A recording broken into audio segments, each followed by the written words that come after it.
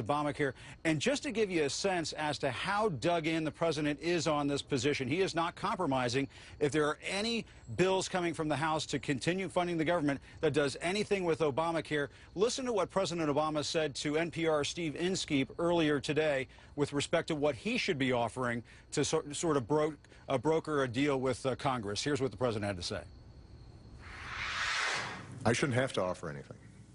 They're not doing me a favor by paying for things that they have already approved for the government to do. That's part of their basic function of government. That's not doing me a favor.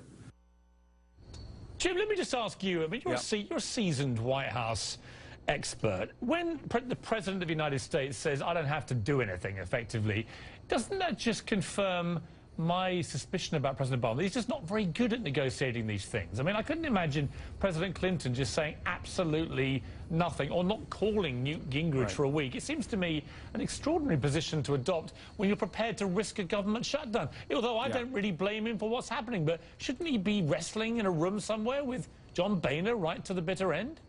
Well, and keep in mind, Piers, they went through this 2 years ago in 2011.